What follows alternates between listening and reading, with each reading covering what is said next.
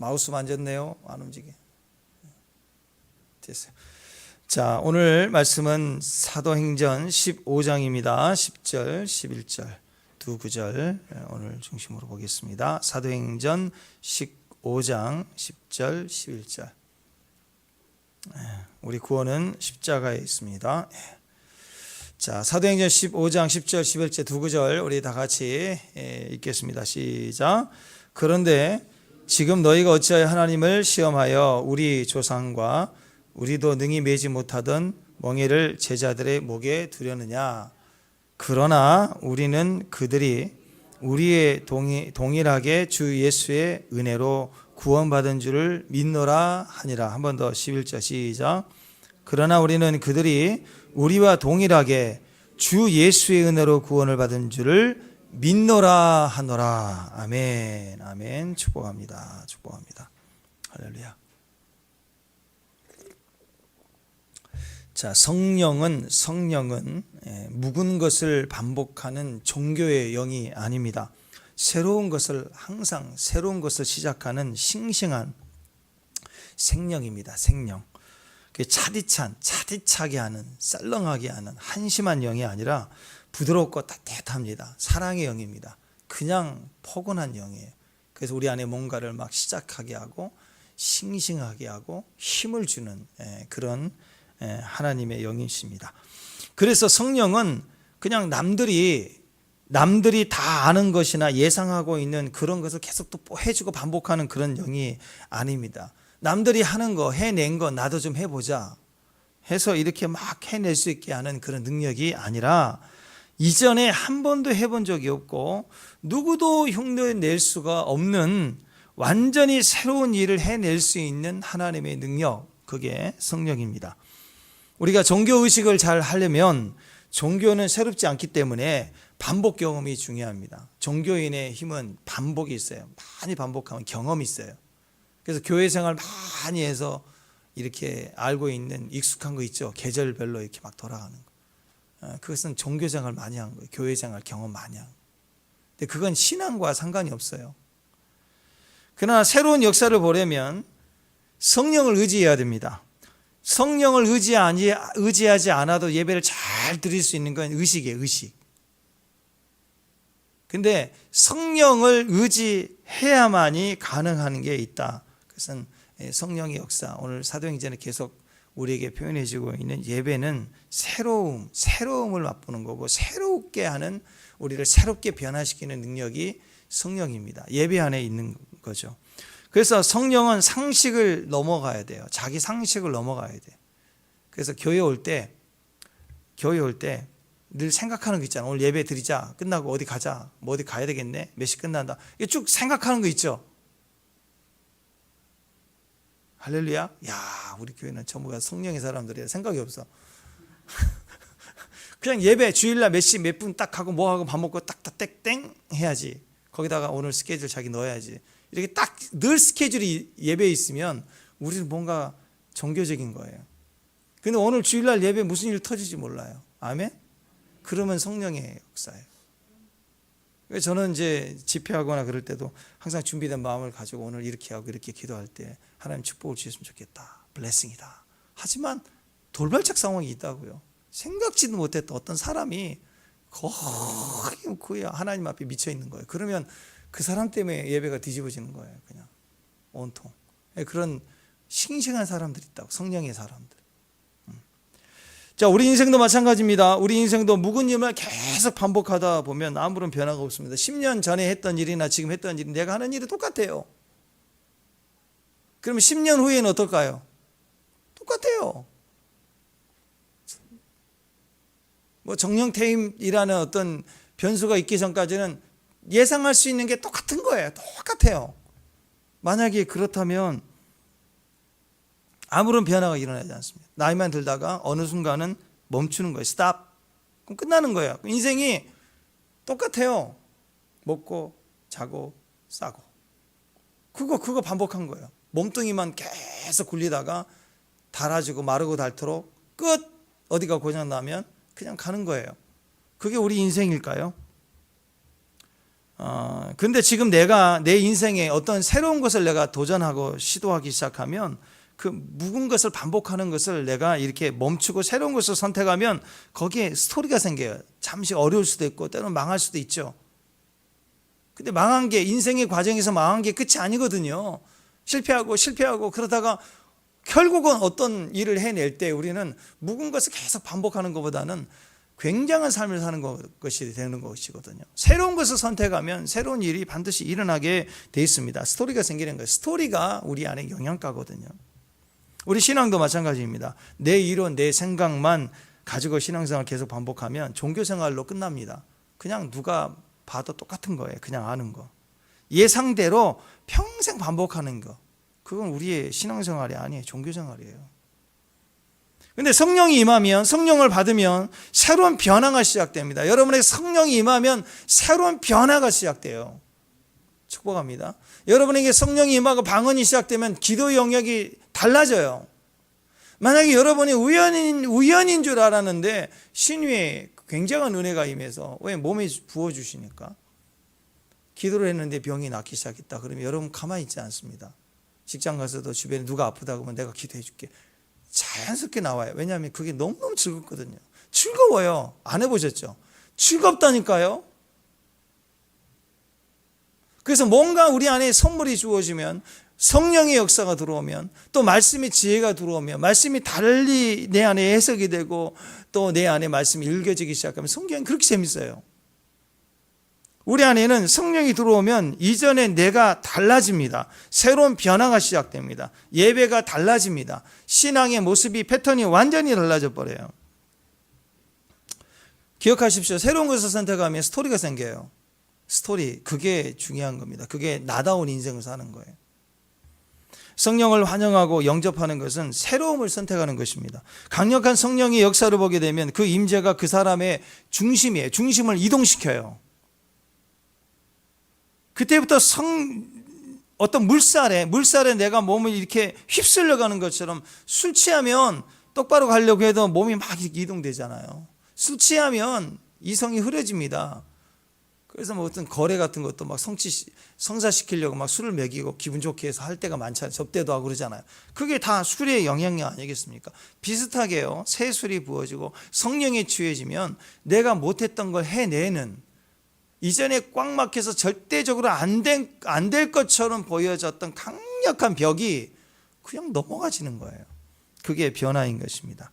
그래서 성령의 인도하심을 받게 되는 것, 신앙생활이 싱싱해집니다. 새로운 움직임이 시작됩니다. 그래서 여러분 반드시 성령을 받아야 되는 거예요.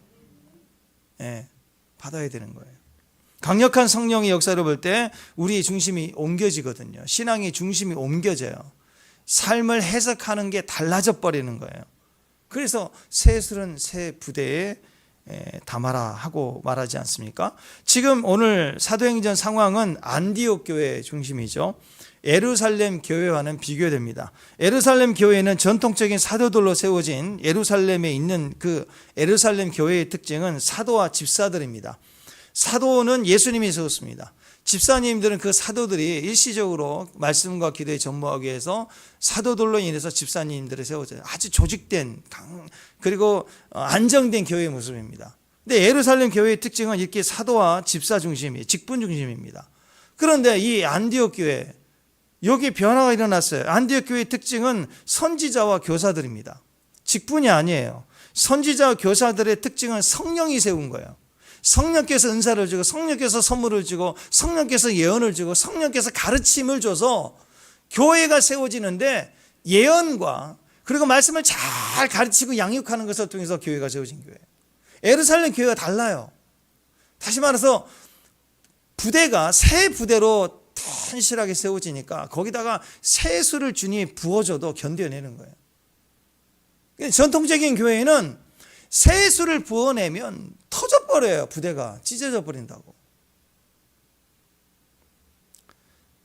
자, 은사와 부르심이 중심이 되어진 교회 모습입니다. 모든 교회 사역은요, 그래서 이제는 점점 역할과 사명이 중심이 되어야 돼요.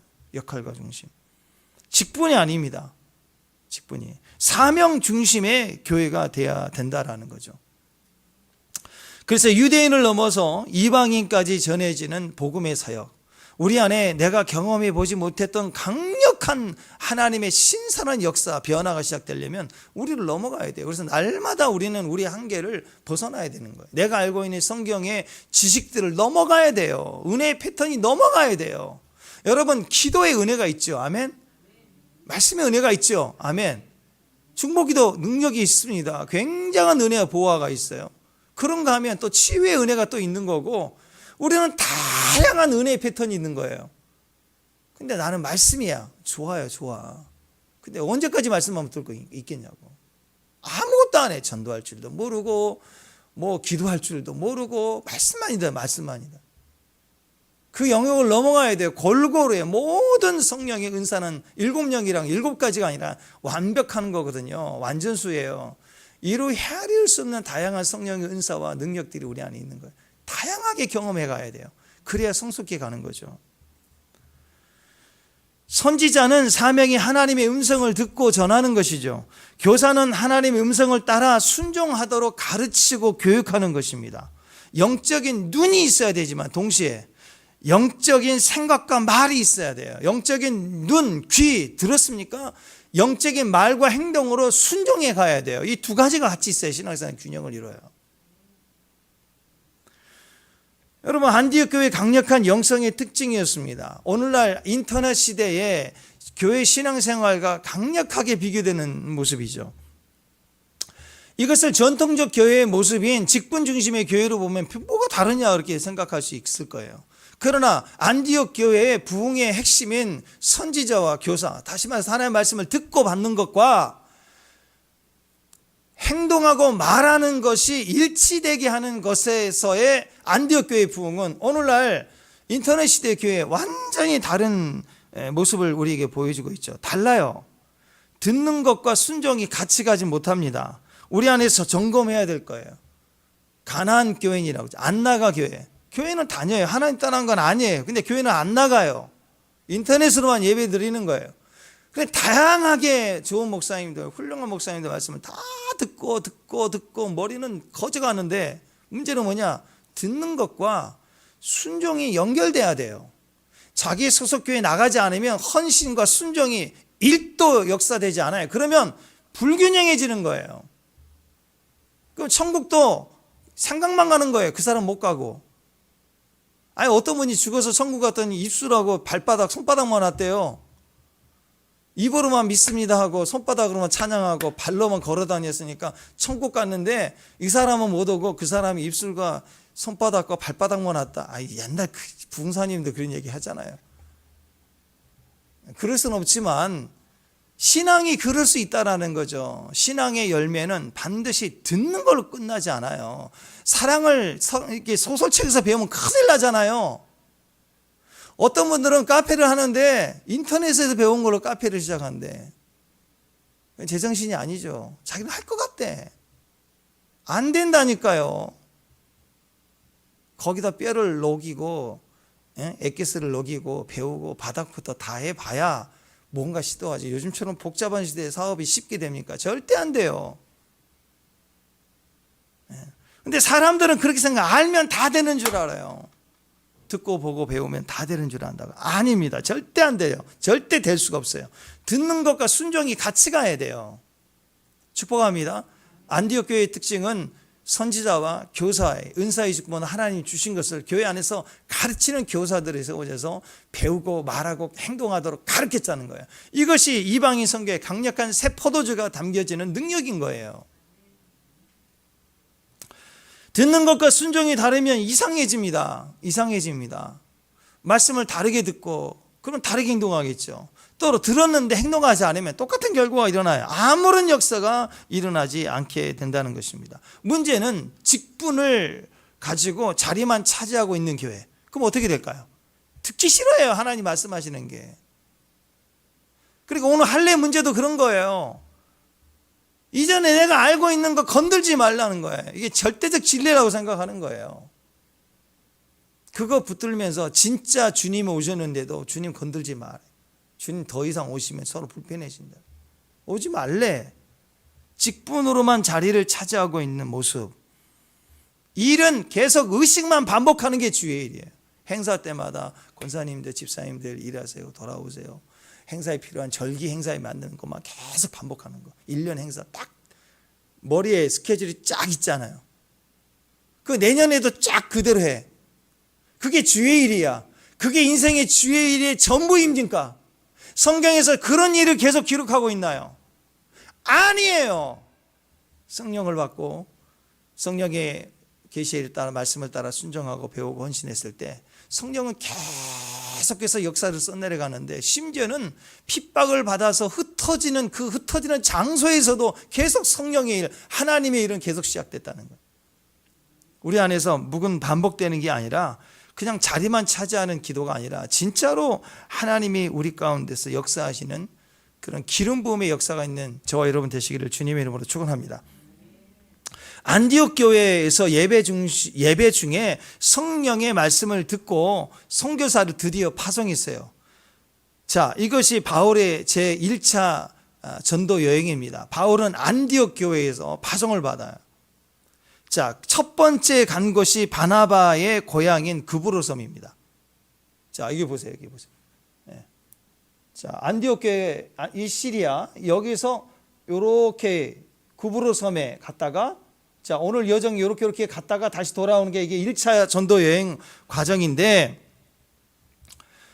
자, 바나바의 고향인, 먼저 고향인 그브로섬, 터키의 중심에 있는 비시디아 안디옥입니다. 자, 위에 있는 이 안디옥이 두 개 있어요. 여기는 원래 오리지널 안디옥, 여기서 파송을 받아서 가는 거고, 요 안디옥은 비시디아 안디옥. 이름은 같지만 틀려요. 자, 여기에서 복음이 증거되고 여기서 강력한 하나님의 역사들이 일어나기 시작하죠. 자, 이 지역은요 1200m나 되는 요 지역은 이 전체를 갖다가 안디옥, 이고니온, 루스드라, 이 지역 전체를 갈라디아 지방 이렇게 얘기를 하는데, 이 지방에 강력한 하나님의 역사가 일어났죠. 우리가 지금 사도행전 계속 보고 있는 것처럼 이 지역은 살기가 좋은 동네입니다. 자, 여기서 복음을 전하기 시작했더니 무슨 일이 벌어졌어요? 돌로 쳐 죽이려고 합니다. 그래서 사도 바울이 이 이고니온에서 루스드라로 도망갔어요. 그래서 여기서 지금 도망갔는데 여기서 나면서 안진뱅이가 일어섰잖아요, 기적적으로. 그랬더니 막 신들이 내려왔다가 막 숭배하려고 그랬어요. 그러니까 아니다, 우리는 신이 아니다. 그랬더니 이 안디옥이나 이 이고니온에서 온 유대인들이 여기까지 쫓아와가지고 원전 핍박을 하면서 돌로 때려가지고 죽은 줄 알았어요. 그래서 성 밖에다가 던져버린 거예요. 그때 사도 바울이 여기에서 벌떡 일어나가지고 더베로 가죠. 여기서 복음을 증거하고 제자를 세우고 요로 가는 게 아니고 어떻게 갑니까? 다시 루스드라를 가지고 이고니온을 가지고 안디옥을 가지고 이렇게 돌아와서 이렇게 갑니다. 왜 그럴까요? 지금까지 복음을 증거했던 곳에 교회가 세워졌고 양들이 있으니까 여기 가면 또 돌로 맞아 죽을 수도 있지만 다시 그곳을 가는 이유는 돌아가는 과정이 왜 돌아가요? 거기 양들을 다시 굳건히 하고 세우기 위해서 복음을 증거하고 다시 안디옥으로 돌아갔다. 이게 이제 오늘 나와 있는 배경의 이야기들입니다. 자, 근데 문제는 여기서부터 시작이 돼요. 1차 전도 여행이 마치고 다시 본부인 여기 안디옥, 시리아 안디옥으로 돌아갔는데, 자, 시리아는 영어식 발음이고 수리아는 한자식, 우리 한자식 발음, 우리는 수리아라 그러는데 영어로는 시리아입니다. 시리아. 똑같은 말이에요. 수리아, 시리아. 자, 원래 본부로 이렇게 귀환을 해서 돌아갔더니 여기에 무슨 일이 벌어지느냐? 위기가 또 기다리고 있었습니다. 어떤 위기냐? 자, 여러분, 선교 마치고 돌아왔는데 유대로부터 어떤 거짓 선지자들이 와가지고 복음으로만 구원을 받는 게 아니라 할례까지 받아야 된다. 할례까지. 다시 말해서 복음은 예수님이죠. 예수님이 우리의 구원의 전부인데, 아멘. 근데 플러스 알파가 있어야 되는데 예수님 갖고는 안 되는데. 그러니까 예수님이라고 하는 순수하고도 완벽한 복음에다가 더러운 물을 갖다가 흐린 거예요 지금. 그리고 사람들은 막 혼돈에 빠뜨리기 시작한 거예요. 자, 1절 한번 읽어보십시다. 1절. 자, 앞을 보고 시작.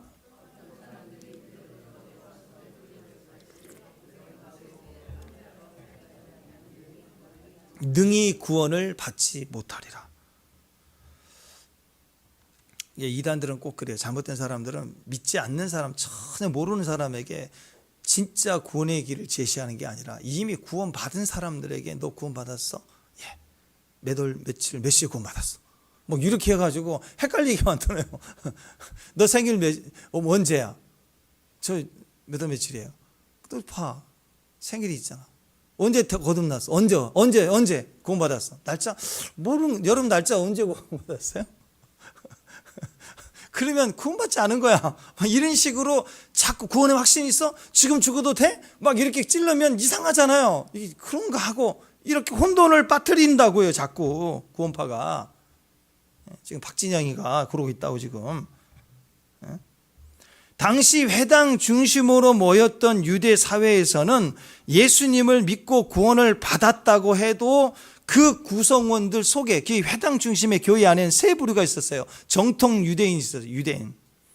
또 하나님을 이제 경외해서 이렇게 이제 개종했던 개종자가 있었고, 그리고 또 한 그룹이 있었는데 세 번째 그룹은 하나님을 경외하는 자, 하나님을 두려워하는 자라고 불렀던 사람들이 있습니다.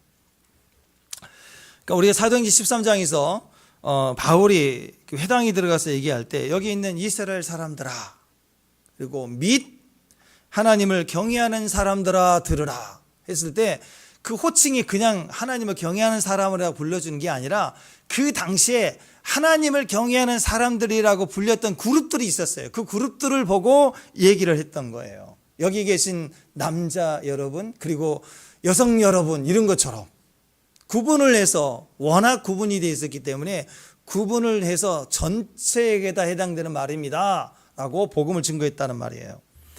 회당 구성원의 이 세 부류의 차이점이 뭐였느냐, 가장 중요한 핵심이 할례였어요. 할례. 정통 유대인들은 태어난 지 8일 만에 할례를 행하게 했습니다. 그러니까 할례 받았다고 하면 전통 유대인들이에요. 딱 이 한 그룹.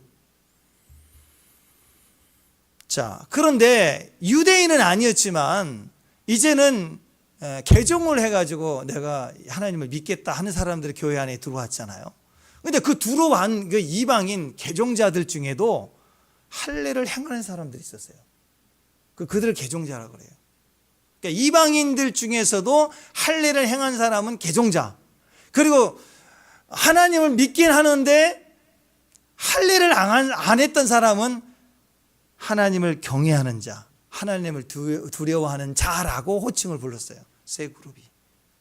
자, 이렇게 할례가 이 그룹들을 나누는데 가장 중요한 역할을 했는데, 재미있는 것은 회당 안에서도 차별이 있었습니다. 회당은 오늘날 교회 예배당처럼 이렇게 직사각형으로 이렇게 돼 있었는데, 제일 앞에와 중앙은 누가 앉았느냐? 제일 앞에는 유대인 전통 유대인들이, 그 다음에 그 뒤쪽으로는, 가운데 뒤쪽으로는 개종자들, 그 다음에 이 하나님을 경외하는 자들이라고 불렀던 사람들은 자리가 없어요. 근데 모일 때는 보조 의자를 양쪽 사이드와 제일 뒤에다가 쫙 깔아서 임시로 앉혀놓은 거예요. 그래서 바울이 얘기할 때 이스라엘 사람들아, 그리고 사이드를 보면서 하나님을 경외하는 자들아 들으라 하고 이렇게 사이드에 있는 사람들을 불렀다고. 교회 안에서도 이게 은근히 차별이 있었다고요. 이런 모습들이. 그러니까 백부장을 호칭할 때도 백부장에 대해서도 하나님을 경외하는 자다, 경건하다, 하나님을 경외하며 백성을 많이 구제하고 할 때 경외한다는 말을 이방인에게도 붙였던 이유는 하나님 믿는 사람들이야. 그런데 할례 받지 않는 사람들일 때 경외하는 사람들이다, 이렇게 알려주었다, 구별을 했다라는 것입니다. 자, 그리고 설교 때마다 주기적으로 창세기 17장 14절 같은 말씀을 통해서 할례 받지 아니하는 남자들은 그 표피를 베지 아니한 자들은 백성 중에서 끊어진다라는 구약의 율법의 말씀을 자꾸 신약의 설교를 하면서, 그때는 신약 성경이 없었으니까 설교를 하면서 은근히 교회 안에서도 할례를 행해야 된다라는 압박을 줘요. 자, 여러분은 우리가 개종자입니다. 그리고 우리가 지금 이방인인데 예수님 믿기로 시작해서 교회로 왔는데 늘 구약 얘기를 자꾸 하면서 할례 받아야 된다 그러고, 자리도 벌써 앞에는 할례 받은 자, 유대인부터 시작해서 이방인, 그 다음에 할례 안 받은 나 같은 사람들은, 선배들은 주로 쭉 뒤에 쭉 사이드 앉아 있고, 그래서 설교 때마다 계속 이 말씀을 하는 거예요. 하나님을 경외한다고 하면서 언약의 표징인 할례 받지 않는 사람들은 끊어질 것이다. 막 이런 은근히 차별을 두고 또 이런 압박을 가하는 설교를 계속했다면 여러분 마음이 어떻겠어요? 불편해졌겠죠.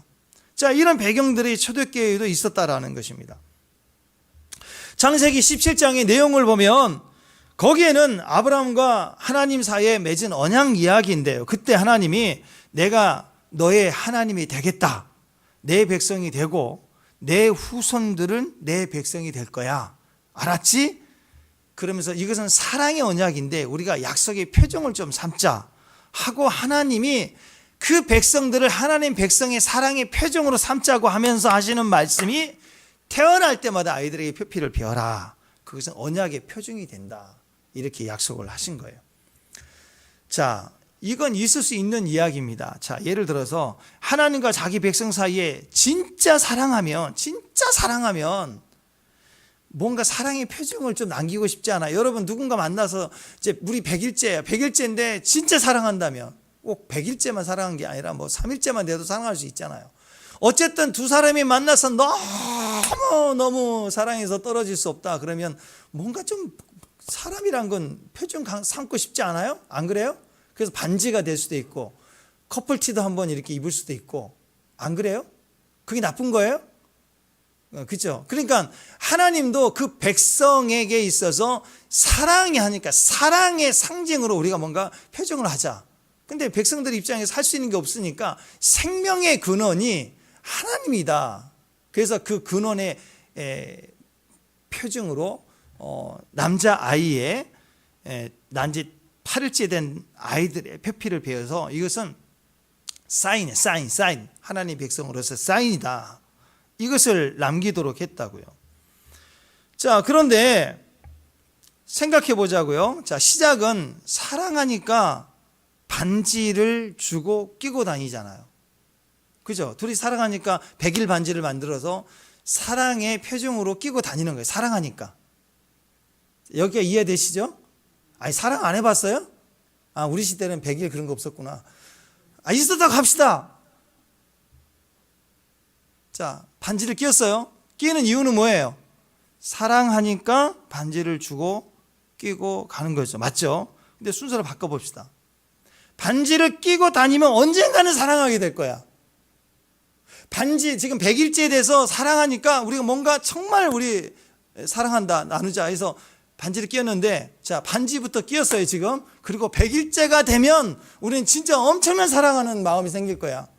이게 됩니까? 그걸 된다고 생각하는 사람이 있어요. 그래서 만나자마자 얼마 안 됐는데 막 비싼 걸 막 선물해. 그러면 언젠가는 사랑할 거라고 믿는 거야. 바보죠? 이제 분별이 되죠 이제? 예. 자, 이 반지 같은 게 일종의 할례입니다. 할례는 몸에다 하는 거니까 이렇게 한번 생각해 봅시다. 반지는 좀 표현이 그렇고 좀 좋지 않는 표현이지만 문신이라고 해봅시다. 문신. 자, 문신 별로 안 좋아해요. 안 좋아하는 정도가 아니라 싫은 거 해서는 안 되는 거예요. 자, 그런데 자, 문신을 해보자. 몸에 새기는 거니까 할례를 떠나서 남자와 여자가 서로 사랑을 해요. 네, 다시 말씀드립니다. 남자와 여자가 서로 사랑을 해요. 아멘? 그러니까 두 사람이 사랑한다고 하면 안 돼. 요즘에는 남자와 여자가 사랑한다고 꼭 얘기를 해줘야 돼. 안 그러면 남자와 남자끼리도 된 줄 아니까 꼭 얘기를 해줘야 돼. 두 사람이 사랑합니다. 근데 남자와 여자가 사랑한 거예요. 네. 자, 그런데 굳이 꼭 이렇게까지 해야 되는지 모르겠는데, 자, 두 사람의 사랑의 표정으로 어떻게 하느냐? 문신을 어디다 하느냐? 잘 안 보이는데 두 사람만 볼 수 있는 거 어디? 등짝 제일 중앙에다가 누구 사랑이라고 썼다고 합시다. 자, 요즘 대세남이 누구예요? 대세남? 어제 제가 인터넷을 쳐봤어요. 검색창에 대세남 쳤더니 정동원의 대세남 트로트 가요 노래가 나오더라고. 요즘엔 배우 이름이 워낙 다 다양하게 인기가 많으니까 누가 한 사람이 이게 없어요. 우리 때는 그 장동건, 장동건이라 합시다. 검색창에. 자, 고소영이가 장동건과 사랑을 했어요. 둘이 진짜 사랑해요. 그래서 표정을 남기자 그래가지고 등짝에다가 제일 중앙에 손도 안 닿는데 거기다가 동건사랑 문신을 새겼어요. 자, 그러면 이거 어려운 거 아니죠? 두 사람은 표정이 있어요. 두 사람은 그걸 기억할 거예요. 남들은 모르지만 두 사람은 기억해요. 그리고 그것은 무엇을 반영하고 있는 거예요? 사랑한다는 것을 반영하고 있어요. 두 사람만의 스토리예요. 두 사람만이 이해할 수 있는 거예요. 어려운 게 아니죠. 근데 갑자기 장동건하고 전혀 아무 관계도 없는 엉뚱한 어떤 이상한 여자가 나타나가지고 자기 등짝에 뭘 새겼대. 보니까 동건사랑. 그러면 이게 사랑이 됩니까? 그게 된다는 거예요. 사랑만 해서는 안 된대. 거기에 플러스 알파로 뭔가를 새겨야 된대. 그럼 구원받는 게 아니래. 사랑한 게 아니래. 자, 할례라는 것은 사인입니다. 표식이에요, 표식. 우리를 사랑을 전제로 하는 표식이에요. 안 해도 돼요. 안 해도 되는데 그냥 사랑을 전제로 우리끼리 기억할 만한 그런 표식이야 하자 해서 약속을 하고 좋은 의도로 했단 말이에요. 그러니까 그 할례보다 표식보다 더 중요한 건 본질은 사랑이에요. 사랑이 본질이니까. 사랑하니까 할례를 받으라는 거예요. 근데 엉뚱한 사람이 와가지고 할례를 받으면 구원을 받는다. 할례를 받지 않으면 정령 구원을 받지 못한다. 동건사랑, 이동건, 모르겠어요. 이동건인지 장동건인지 김건등. 일단 동건사랑만 박아놓으면 된대. 등짝 중앙에다가. 언젠가는 장동건하고 결혼할 것이다. 박아놓으면. 언젠가는 구원을 받을 것이다. 그럼 계속 새기고 이러면 진짜 웃기지도 않는 말이 지금 생기는 거죠. 교회 가운데 이런 일이 지금 벌어진 거예요. 그러니까 이 이야기들을 가만히 생각해 보면 지금 요 안디옥 교회에서만 일어나는 할례주의자들의 말이 아닌 거예요. 성경을 보면은요, 이 가짜들이 되게 많아요. 지금 에베소서, 갈라디아서, 빌립보서, 골로새서 보면 계속 할례냐, 무할례냐, 계속 오직 답답하면 야. 그게 아니고 마음의 할례야. 오직 하면 바울이 막 계속 얘기하잖아요. 이걸 아주 엄청나게 들이대는 거예요. 할례, 안 할례, 말례, 할례. 헷갈려. 할례, 말례, 할례, 안 할례, 무할례. 엄청 헷갈리게 하는 거예요. 자꾸 복음을 자꾸 헛다리짓게 만드는 거예요.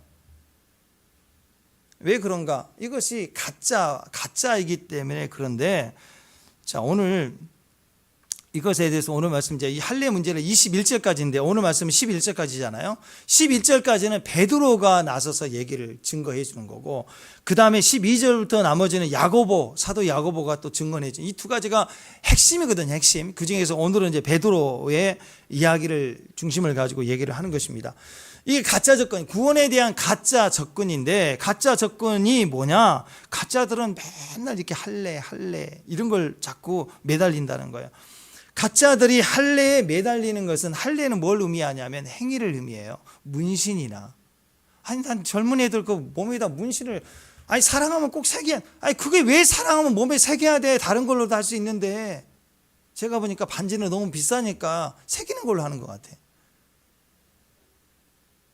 그거 이름 새기면 그게 진짜 사랑이 돼요?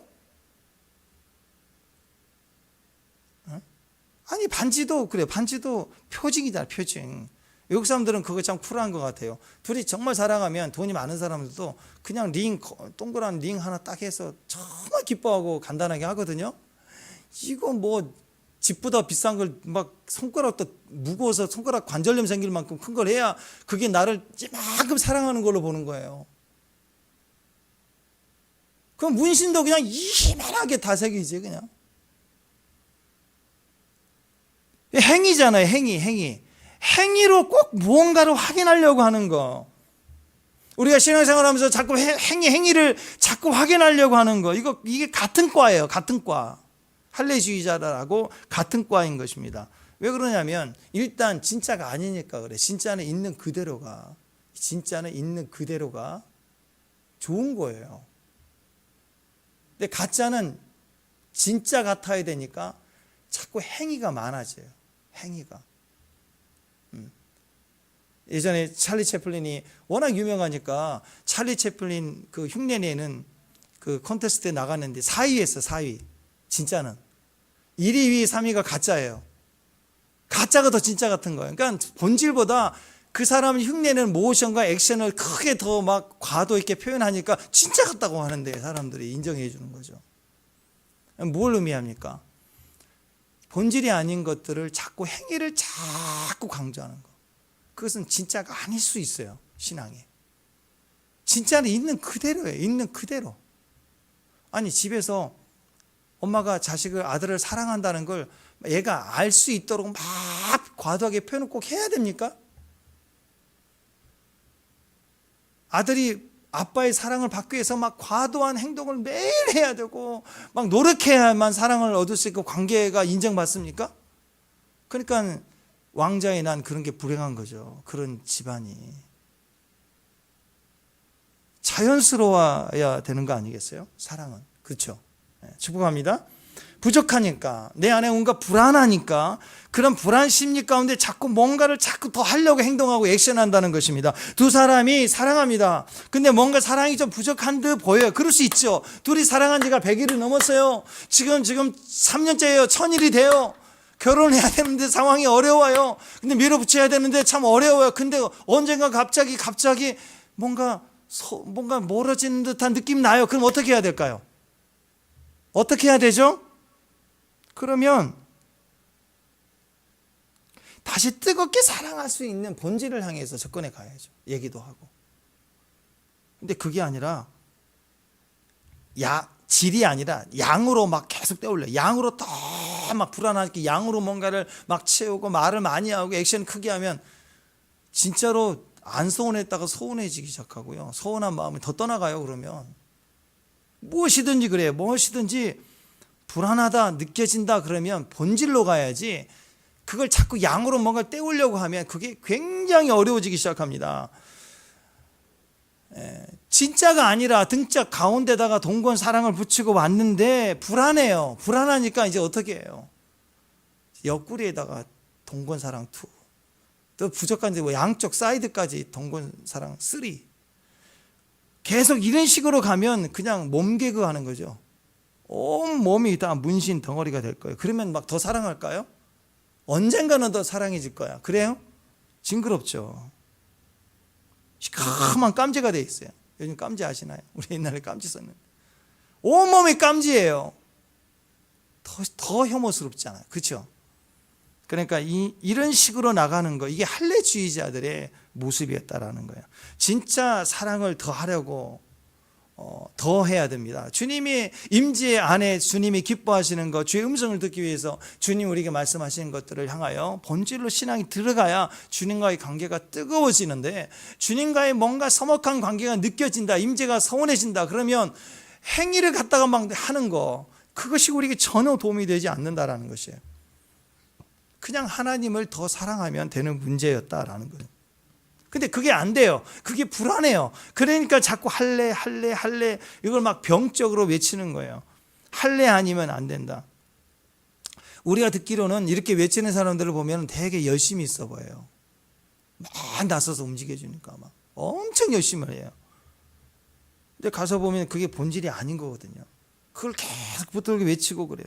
왜 그럴까? 불안해서 그래요. 불안해서.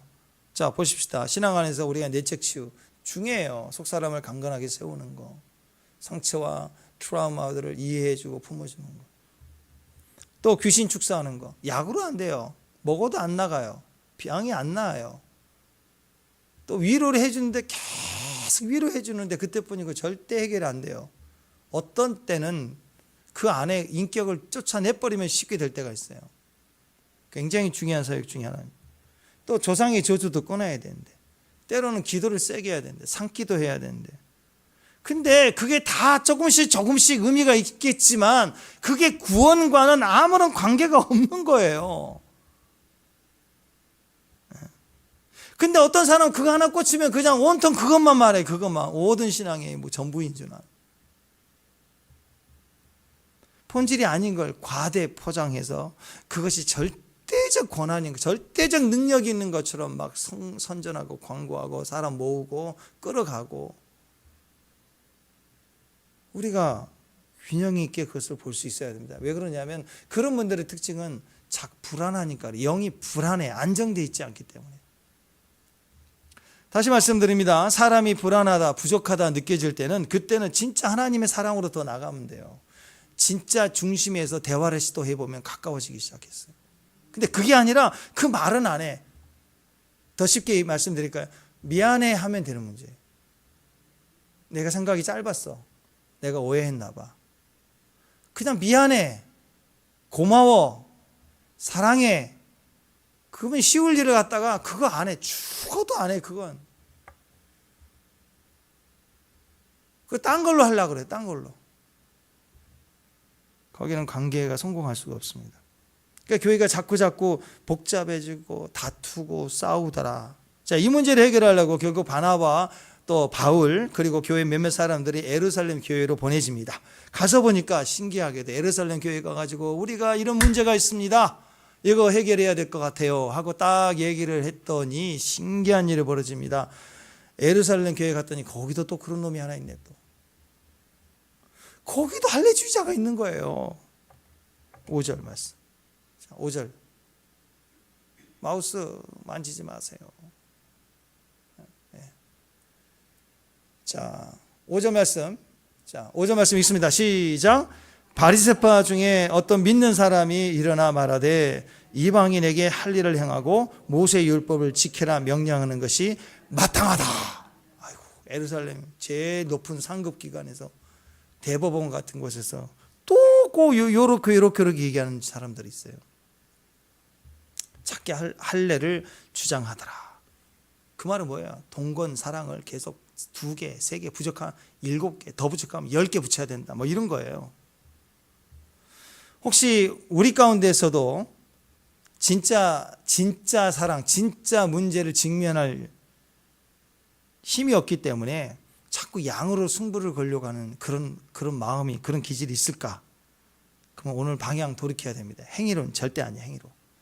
그냥 기다릴 줄 알아야 되고, 부딪혀 갈 줄 알아야 되고, 그 자리에 그냥 계속 있을 줄도 알아야 되는 거예요. 그게 사랑이니까. 사람들은요, 왜 자꾸 행위로 가냐면 그게 아는 것에서 나오거든요. 아는 것. 그 아는 것이 뭐냐? 오늘 이 전체적 이야기로 풀어본다면 율법주의자들, 할례주의자들의 성향입니다. 교만해요. 교만한 사람들은 은혜를 싫어해요. 다시요. 은혜를 싫어해요. 교만한 사람들은 은혜를 경멸합니다. 자, 우리 안에도 그런 성향이 있어요. 잘 들어보세요. 은혜라는 건 뭐예요? 전적인 무지, 무능, 아무것도 할 수 있는 게 없을 때 내 노력이나 행위로 받는 게 아니라 거저 주는 거예요. 거저. 그걸 은혜라고 그래요. 이게 너무너무 아름다운 것이거든요. 예수님이 행하신 게 다 은혜예요. 그래서 예수님을 바라보면 구원을 받는다. 그냥 그거를 영접하면 그게 우리에게 구원이 된다. 그러니까 힘없는 자, 무능한 자, 어리석은 자 입장에서는 그게 얼마나 감사한 일인지 몰라요. 그죠? 근데 문제는 힘 있는 사람들이 하는 말은, 그럼 나는 뭐지? 잘 들으세요. 힘 있는 사람은 다 똑같이 혜택을 받으면 그럼 나는 뭐지? 자, 건물을 1층에서부터 50층에 올립시다. 50층까지 올라가는 게 인생 게임이에요. 그럼 누가 제일 유리해요? 제일 젊은 사람. 할아버지, 또 막 태어난 아이들, 어린애일수록 경쟁이 들. 그러니까 이 시대는 재능이 많고 기술이 있고 암기력 뛰어나고 이런 재능이 있는 사람들은 막 혼자 돈을 벌고 다니는 거 왔다 내려갔다 하면서. 근데 어느 날 엘리베이터가 생겼네. 엘리베이터가 누구나 1층에서 다 타면 똑같이 다 올라가 버리네. 너무 좋은 거잖아요. 그죠? 근데 힘 있는 자는 뭐라고 얘기해? 이제 내 재능으로 남들과 특별히 자랑할 만한 게 없어지니까 그 사람들은 뭐라고 얘기하느냐? 싫어해요. 은혜를 싫어한다고. 은근히 무시하고 은근히 멸시하는 태도가 보여요. 그러니까 이 사람들은 뭐라고 얘기하느냐? 또 다른 것, 자기들만 할 수 있는 거. 일반 사람들은 엘리베이터를 타고 올라가지만 이제 못하는 것을 해야 된다라고 또 이렇게 얘기를 하는 거예요. 자꾸. 주님은 그냥 믿으면 구원받게 하신 거예요. 믿으면. 근데 그게 싫은 거예요. 똑같아지니까.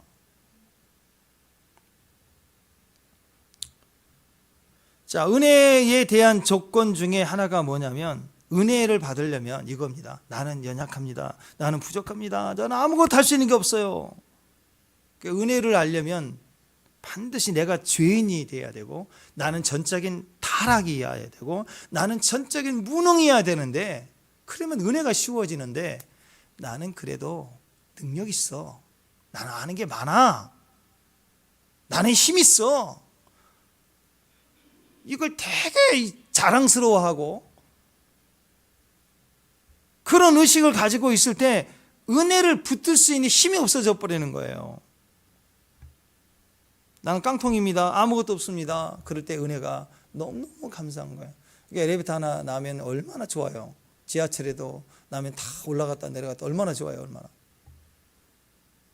근데 어떤 사람들은 싫어하더라라는 거죠. 병원도 의사도 답이 없다. 그럴 때 우리가 붙을 수 있는 건 하나님 은혜 아니에요? 예배도 그렇죠. 누가 자기 의로 하나님 앞에 설 수 있겠습니까? 그래서 임재 앞에 기름 부음의 자리에 서기 위해서는 그런 예배로 들어가기 위해서는 전적인 은혜가 필요합니다.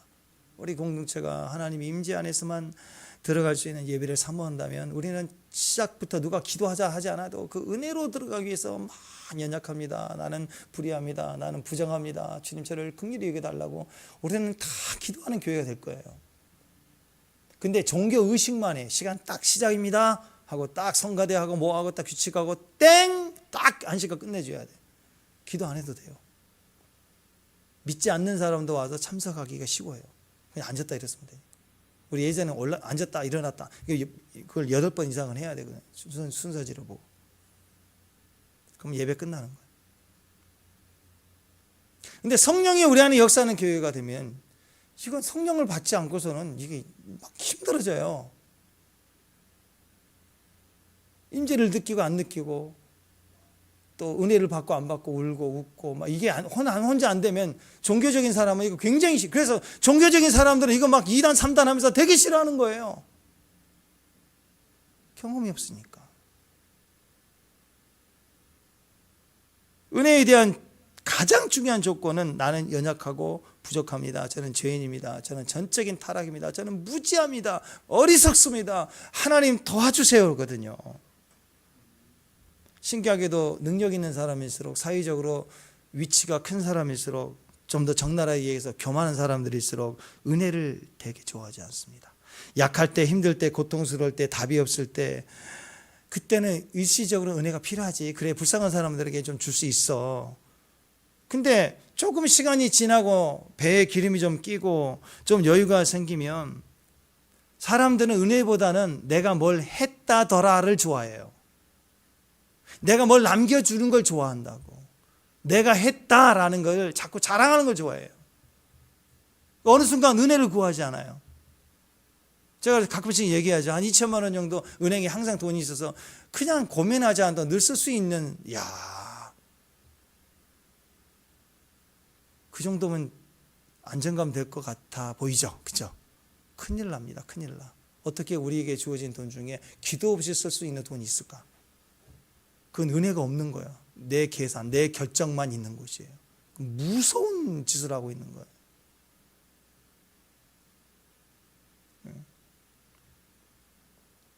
신앙 안에서도 내가 뭐 했다 그거 간증하고 싶은 거예요. 지금 내가 뭘 봤다 그거 간증하고 싶은 거예요. 막.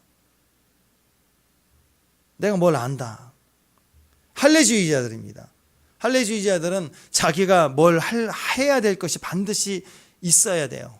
그리고 내가 뭘 한 게 있어야 되는 사람들이에요. 눈에 보이는 뭔가 보여줄 만한 것이 있어야 되는 사람들입니다. 그러니까 은혜만이다 그런 걸 되게 싫어해요. 그 사람들이 생각하는 은혜는 겨우 내 손에서 내가 일정 부분 주는 게 은혜라고 생각해요. 하나님께 받는 건 은혜라고 생각하지 않고 자기 아주 작은 일부분 주는 게 은혜라고 생각해요. 그리고 그 은혜도 그 다음에는 안 줘요. 그래서 뭐라고 하느냐? 무지하고 무능하다. 한 번 줬으면 일어설 줄도 알아야지. 게을르다 하고 비난합니다. 이게 하나님 앞에서는 얼마나 교만해요. 그죠?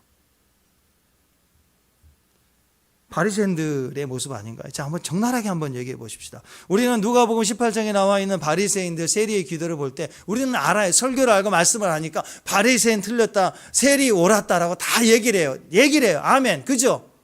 그 얘기 아시죠? 바리새인 기도 한번 볼까요? 자, 18장 11절. 눌러주세요. 마우스. 예.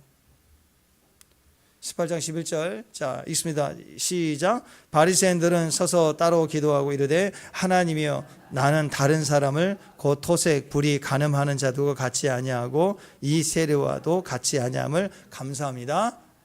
또 12절. 나는 일에 2번씩 금식하고 또 소득의 11조를 드리나이다. 자, 보십시오. 다른 사람들 같지 않는 거 좋아해요. 토색하는 거, 간음하는 거, 불의하지 않는 것에 대해서 되게 좋아해요. 누군가가 무너지는 걸 보면 가슴 아프잖아요. 교회가 입을 상처들을 보면 너무 아프잖아요. 근데 나는 그렇지 않은 것에 대해서 너무 자랑스러워하는 거예요. 그게 자랑스러워할 일이에요, 그게? 그럼 기분이죠, 그거. 당연한 거 아닌가요? 아니, 어떤 사람이 길 가다가 넘어졌어요. 그러면 다쳤나 보다 이렇게 해서야지. 나는 안 넘어져서 너무 좋다. 그래요? 사람이 그러나요? 그게 바리새인들의 모습이었다는 거예요. 저는 저 사람보다 우월합니다. 이렇게 말하는 걸 좋아했다는 거예요.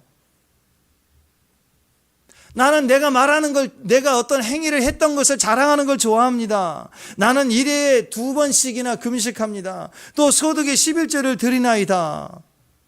그러니까 이런 사람들은 우리가 성경에서 싫다고 하니까 다 틀렸다라고 얘기를 합니다. 그죠? 근데 우리 마음에 깊은 곳에 뭐가 있냐면 이런 사람들처럼 당당하게 살았으면 좋은 그런 마음이 있는 거예요. 벌써 기도가 당당하잖아요. 대표 기도 시키면 이런 사람들은 당당하게 기도해요. 이런 사람들은 대표 기도부터가 당당해서 좋아요. 바리새인들하고 우리가 판단하고 싫어하는데 가만히 보면 바리새인들은 되게 당당하거든요. 나도 그렇게 당당했으면 좋겠다 하면서 그런 모습들을 좋아한다고. 이 세상 사람도 마찬가지입니다. 무슨 부자들 탈세했다 했다 되게 싫어해요. 막 그러면서 마음 깊은 곳에는 나도 저 사람들처럼 당당하게 살았으면 좋겠다. 그런 마음을 갖고 있다고요, 사람들이. 반대로 세리 모습은 어떻습니까? 우리는 세리를 인정합니다. 가슴을 치며 죄인이라 불쌍히 여겨달라고 구하는 그 기도가 너무 아름답고 주님이 인정해 주시는 것을 우리가 알아요. 아는데 세리처럼 기도하고 싶지 않은 거예요. 이 사람은 고개도 들지도 못하고 눈을 감히 쳐다보지도 못하고 가슴을 치면서 불쌍히 여겨달라고 저는 죄인입니다라고 기도하는데 주님께 칭찬을 받았는데 내 삶은 그러고 싶지가 않은 거예요. 언제까지 가슴치고 나는 죄인이라고 불쌍하다고 나는 감히 얼굴도 쳐다보지 못하고 맨날 가슴을 치는 기도를 언제까지 해야 되냐고. 이것이 대해서 자기 중심에는 하나님 싫어하고 은혜 싫어하는 거예요. 바리새인들 싫어하면서 바리새적인 것은 좋아하는 거예요. 내가 좀 당당하기를 원한다. 언제까지 나는 이렇게 쪼잔해야 되는가? 얼마나 나는 이렇게 비참하게 보이는 삶을 살아야 되는가? 이게 신앙인가? 맨날 언제까지 기도가 불쌍히 여겨달라고 하면 그 기도만 계속 무슨 방언처럼 해야 되는가? 그래서 내가 죄인입니다를 진짜로 주님 앞에 인정하기가 싫은 거예요. 내 죄성은 그것도 싫어. 그리고 돈이 많아지면 그것도 싫어. 당당하기를 좋아해. 신앙 안에서 당당하기를 원하고 떳떳하기를 원하고. 근데 그게 떳떳하고 당당할 것일까요? 그런 사람들은 주님이 오셔도 주님 앞에 서지 못해요. 다 대적자들이죠. 여러분, 죄인이라고 오해하지 마세요. 그리고 오늘 이것이 우리 안에서 꺼풀이 벗겨졌으면 좋겠습니다. 주님 앞에 나올 때마다 주님, 저는 죄인입니다. 그것은 비굴해서 연약해서 한 게 아니에요. 주님을 경험할 때 자동으로 나와요. 할렐루야. 주의 임재가 느껴지면요, 막 몸이 푸르르 떨면서 긍휼히 여겨달라고 주님 앞에 간구할 수밖에 없어요. 그걸 모르는 거예요. 은혜로 주님을 경험했기 때문에 나오는 영혼의 소리인지, 그냥 형편이 어렵고 피곤하고 어렵고 동계산하고 사는 게 그게 어렵다고 그렇게 푸념하듯이 하는 소리인 줄 알고 오해하는 거, 이게 교만인 거예요. 교만은 지금 여기에 하나님이 계셔도 하나님을 경험할 수 없기 때문에 인간적 자기 판단 소리만 하는 거예요. 겸손은 어떤 상황에서도 내가 아무리 많이 가졌어도 주님 앞에 가면 벌벌 떨 수밖에 없는 거예요. 여러분, 성경에 나와 있죠. 하나님 보좌 앞에 가장 가까이 있는 게 스랍 아니에요? 그죠? 천사들 중에서도 우리가 기도하면 우리를 돕기 위해서 이 땅에 막 파송되는 천사도 있을 거예요. 근데 천사들 중에서도 모르겠어요. 계급이 더 높다고 볼 수도 있지만, 어쨌든 제일 가까운 곳에 있는, 주님 보좌에 제일 가까이 있는 스랍들은 창조 때부터 한 번도 주님의 보좌를 떠난 적이 없는 스랍들이에요. 그 정도 되면 스랍 중에 좀 제일 큰 천사들이라고 생각할 수 있지 않겠어요? 근데 그 천사들은 뭐 하고 있어요? 날개로, 두 날개로 가리고 부끄러워서. 그러면 그게 비굴해서 루저기 때문에, 사회적 약자이기 때문에 그 천사들이 맨날 불쌍히 여달라고 거룩하다 그 얘기를 한 건가요? 아니라는 거예요. 내가 죄인입니다. 저는 무능합니다. 저는 무지합니다. 이 고백은 하나님을 직통으로 경험한 사람들이에요. 하나님을 제대로 경험한 진짜의 입술에는 내가 죄인입니다. 나를 떠나소서. 우리는 이 기도가 필요한 거예요. 사람으로 당당하고 세상으로 당당한 게 아니라 하나님으로 경험되는 우리 존재의 무너짐을 철저히 경험할 수 있는 거, 이게 은혜예요. 이 은혜가 우리에게 구원이에요. 이 은혜로 말미암아, 믿음으로 말미암아 구원받는 것이 하나님의 최고의 작품이고 하나님의 최고의 역사입니다. 하나님이 자기 아들을 내어 주시기까지 은혜의 구원의 길을 주셨는데, 여기다 무슨 알파, 여기다 무슨 플러스가, 거기다 뭘 붙이겠어요? 아니, 제가 그림 그리면 여기다가 여러분 붙이면 더 아름다워지는 거 제가 알아요. 지금 그림을 잘 못 그리니까. 근데 피카소나 무슨 유명한 화가가 만든 데다가 거기다가 내가 뭐라고 하면 그림을 점을 찍으면 어떻게 되겠어요? 그거 하나님의 구원의 방편과 하나님의 은혜 속에 인간의 뭘 거기다 치겠어요? 다 망치는 거지. 가짜예요, 가짜. 사람의 율법주의는 기본적으로 할례를 좋아해요. 왜 좋아하느냐? 공로가 있어서 그래. 내가 그거 해냈다라는 거예요. 내가 뭐 했다는 거, 난 너하고 다르다, 나는 할례가 있다, 내 등짝 제일 중심에는 동건사랑이 있다, 그거 그렇게 자랑하고 싶은 거예요. 막 어깨 까발려야 돼. 그게 구원인가요? 그게 자랑인가요? 아니라는 것입니다. 우리가 우리의 구원도 은혜로 받았다고 말하지 않습니까? 그래서 뭔가 은혜로 구원을 받았고 감사하다면 변화가 있어야 됩니다. 내가 죄인인데 예수님 십자가만 바라보면 이 죄 사함을 받았다는 거, 주님 나를 용서해 주셨다라고 하는 것이 은혜 안에서는 그렇게 감사할 수밖에 없는 거예요. 감격일 수밖에 없는 거예요. 나를 불쌍해서가 아니라 나를 사랑해서 주신 하나님의 은혜이기 때문에.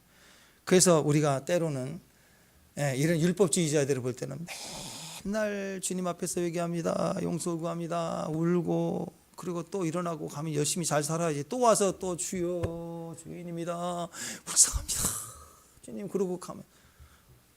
율법주의자들을 볼 때는 웃기는 거예요. 쟤들은 맨날 회개하고, 그러고 갔으면 잘못하지 안 하고 와야지.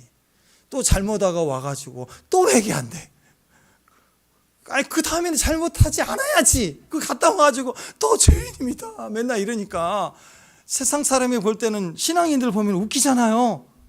그걸 뭐라고 그러냐? 값싼 은혜래.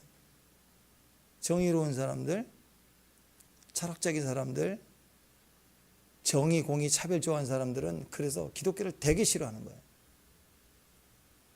그 차이 이해하십니까? 예.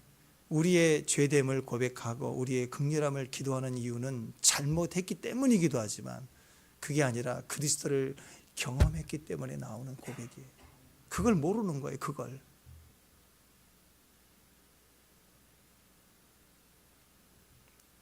사람이 어려운 일 당할 때, 진짜 어려운 일 당할 때는 여러분 주변에 아무도 없어요. 단연컨대 말씀드립니다. 한 사람도 없어요. 도움이 안 돼요. 그래서 어느 때는 아실 거예요. 어려움을 경험할 때는 사람이 필요해요. 나 이런 일 당했어. 너무 억울해. 막 친구 좋죠. 근데 여러분이 알아요. 이 문제는 무겁다. 이 문제는 누구한테 말해서 될 일이 아니다라는 것을 알 때는 사람 안 만납니다. 자기가 알아요. 쓸데없다는 걸 알아요. 그럴 때 되면 누구도 도움이 안 돼요. 그때 알아요. 하나님이 얼마나 내 편이신지, 얼마나 하나님이 나를 위하시는지를 그때 경험해요.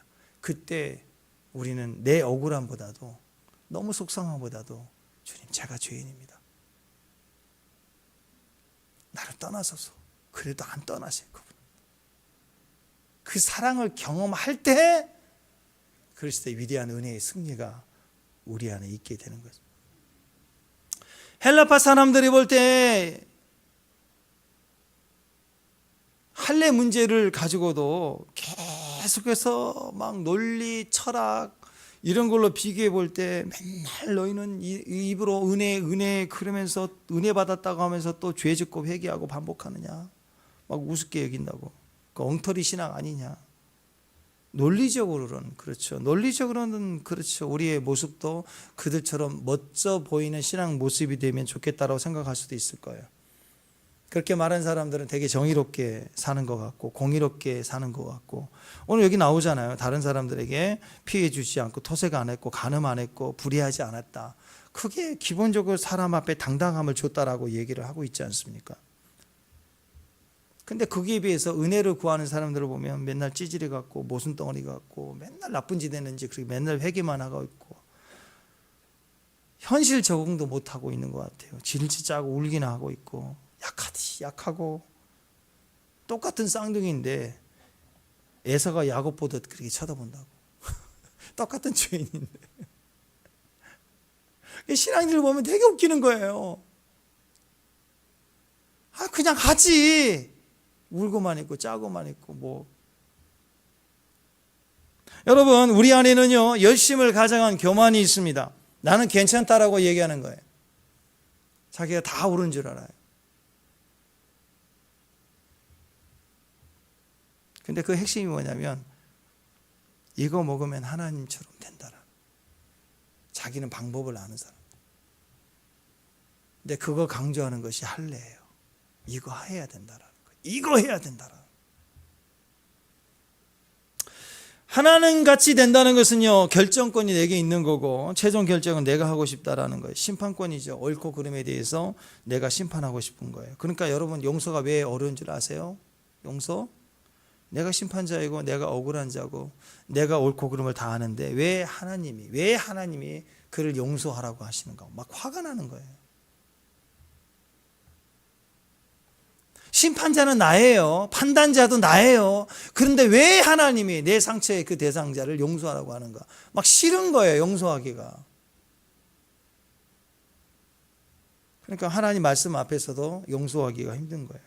그러니까 상처가 치유가 안 되고 트라우마가 회복이 안 되는 거예요.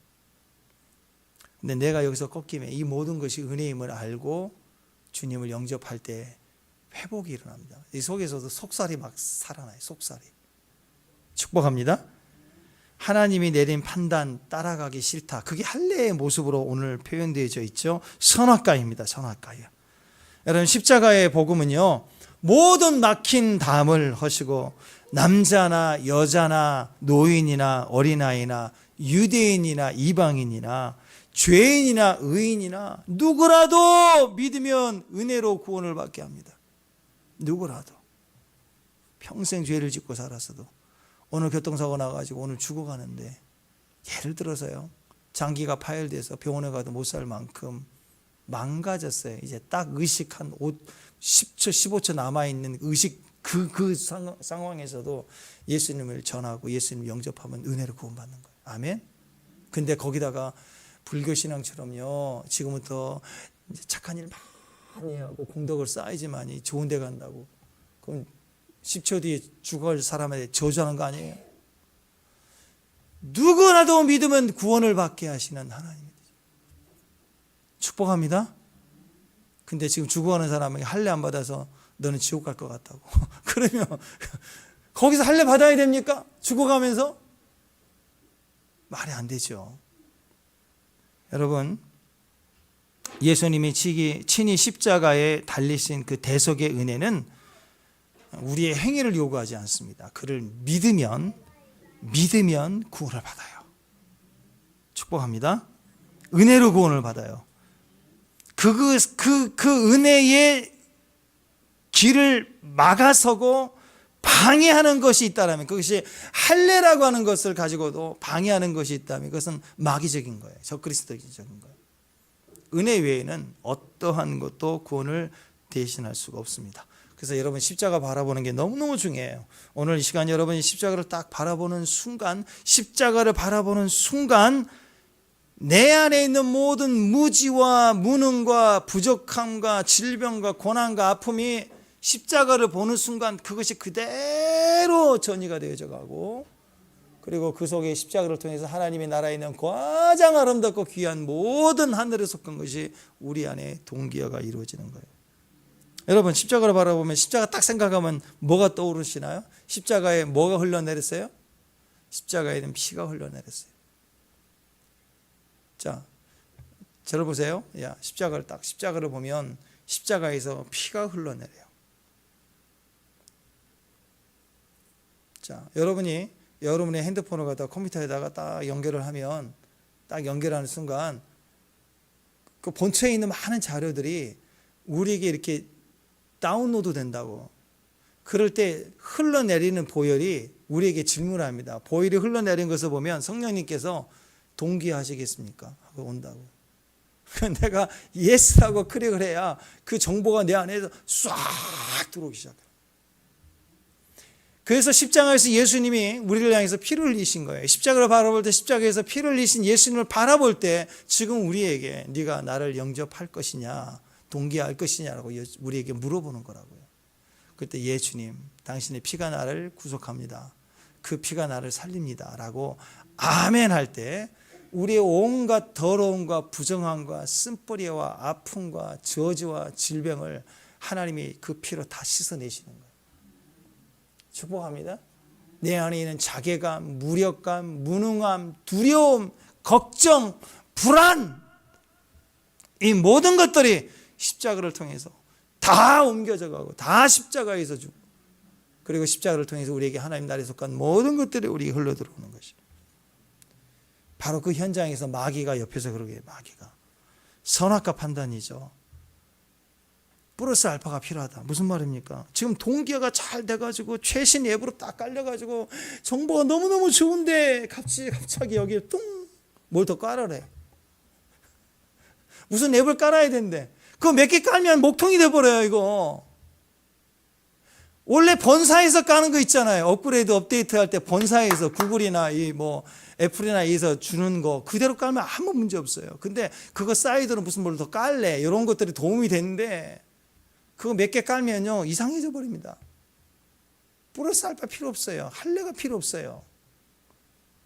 오직 예수 그리스도의 은혜면 돼요. 그러니까 이것을 아는 저와 여러분이 어떻게 해야 되느냐? 지금부터 십자가를 딱 바라보는 거예요. 십자가. 자, 다 같이 일어났어요, 자리에서. 지금 우리가 예수 그리스도의 은혜로 구원을 받는 본질 외에는 그 어떤 것도 치우치지 마세요. 바라보지 마세요.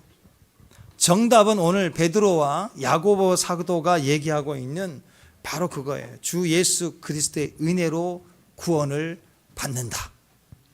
주님만 바라보면, 십자가만 바라보면, 다시요, 십자가만 바라보면 십자가에서 피가 흘러요.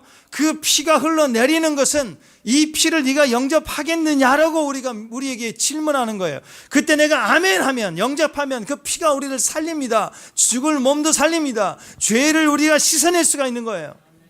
그 십자가의 피로 우리의 몸에 있는 질병까지라도 하나님이 다 치료해 주십니다. 자, 여러분 십자가로 바라보십시오. 다시 말씀드립니다. 여러분 이거 너무너무 중요해요. 자, 너무너무 중요해요. 예수님이 십자가에서 죽으셨는데 십자가에서 우리의 죄를 담당하셨다라고 하는 것은 우리가 너무너무 많이 알고 있어요. 아멘. 십자가에서 우리 죄가 처리됐음을 믿습니다. 아멘. 그런데 주님이 십자가로 가시기 전에 채찍에 맞으심으로 우리의 질병을 담당하셨다라고 말씀을 하고 있어요. 주님은 우리의 질병도 담당하셨고 우리의 죄도 담당하셨는데 이제까지 우리는 계속 우리 죄를 담당하신 것만을 믿었어요. 예, 우리 죄가 해결됐습니다. 아멘. 근데 이 땅에 살아가면서 우리는 질병의 고난이 있고 질병의 도전이 있을 때 예수님께서는 살아가는 동안에 우리가 당할 질병도 담당하셨다라고 분명히 이사야 말씀하고 있어요. 우리는 이 시간에, 여러분 물론 아프면 병원에 가서 약을 탈 수도 있고 수술할 수도 있습니다. 근데 여러분 전적으로 그 전에 믿는 자는 죄를 담당하시는 것처럼 질병도 담당하셨다는 것을 믿으셔야 돼요. 그래서 기도하셔야 돼요. 이 질병을 하나님이 고치심을 믿으세요. 축복합니다. 비록 병원에 가도 의사에게 맡겨도 기도하고 가면 좋은 의사 만나요. 여러분 사진이 또 여러 가지 검사 결과가 좋아도 의사 잘못 만나면 이상하게 수술해버려요. 다 필요해요. 다 필요해. 그러나 우리가 믿는 것은 우리의 죄도 담당하신 그분이 우리 몸에 있는 질병도 담당하심을 믿는 거예요. 그 방법이 십자가입니다. 자, 눈을 감으시고 십자가를 바라보십시오. 십자가를 바라보면 십자가에서 은혜로 말미암아 우리의 죄가 해결되고 은혜로 말미암아 구원을 받은 것처럼 십자가를 바라보면 그분의 피가 우리 안에 들어올 때 우리의 몸의 질병도 치료하심을 믿으시길 바랍니다. 모든 영광을 하나님께,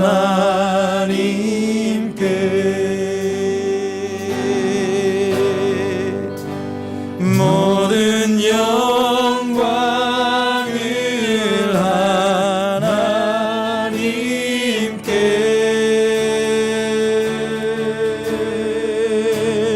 온 마음과 뜻 다해 주 사모합니다.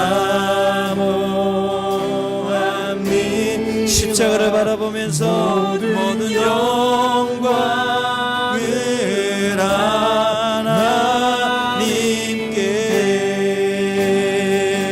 십자가를 바라보세요. 모든 영광을 하나님께,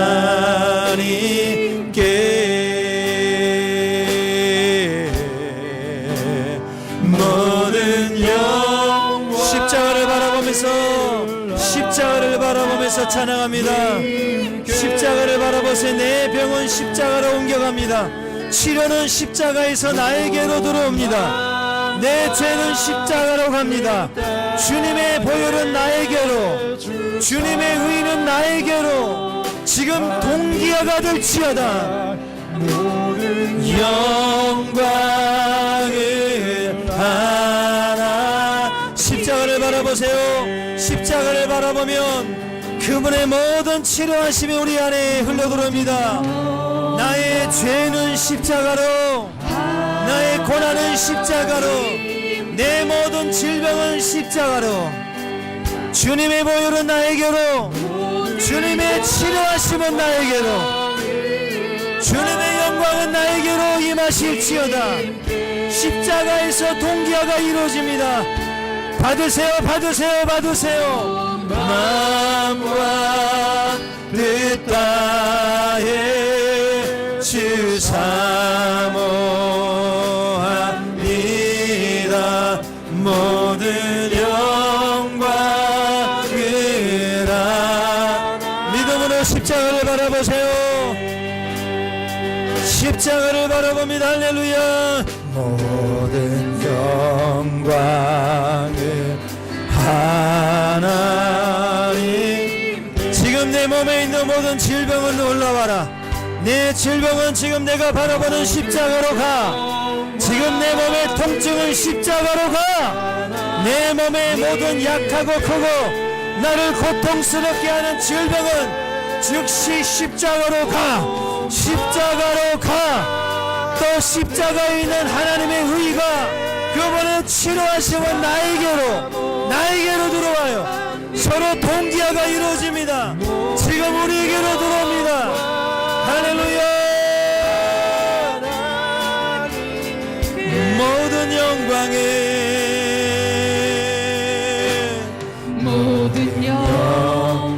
예수님의 이름으로 명하노니 모든 내 몸의 질병을 떠나갈지어다. 십자가로 갈지어다. 십자가로 갈지어다. 십자가로 갈지어다. 하나님께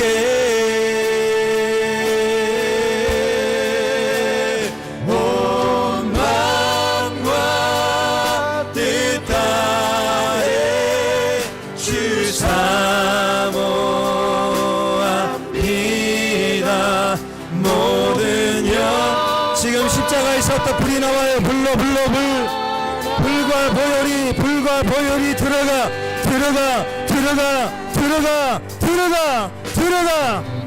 우리 몸의 모든 뼈들이 고침을 받고 뼈가 제자리로 돌아가며 혈관과 우리의 몸의 모든 오장육부에 있는 기관들이 정상으로 돌아올지어다. 님께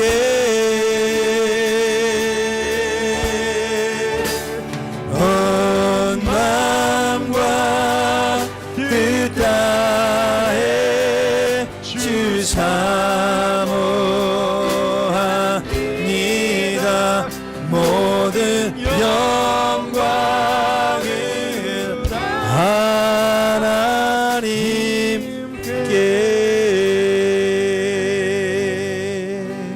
하나님 모든 영광을 하나님께 드립니다. 오직 예수님의 은혜로 지금 우리 가운데 성령으로 충만함을 부어 주시옵소서. 우리 모든 죄는 은혜로만 구원을 받음을 믿습니다. 이곳에 주의 은혜를 더하여 주옵소서. 우리 구원을 이루어 주시옵소서. 우리 구원에 속한 모든 하나님의 은혜를 우리 가운데 부어 주시옵소서. 또 그 과정에 우리 몸의 아픈 질병을 고치시고 우리 안에 어둠의 영을 떠나가게 하시며 우리 안에 부흥을 허락해 주시옵소서. 그 부르심에 따라가는 증인 되게 하옵소서. 오늘 기름 부음의 사람들, 성령과 믿음에 충만한 주의 일꾼들이 되도록 오늘 성령의 사람들 위해 성령을 부어 주시옵소서. 충만할지어다.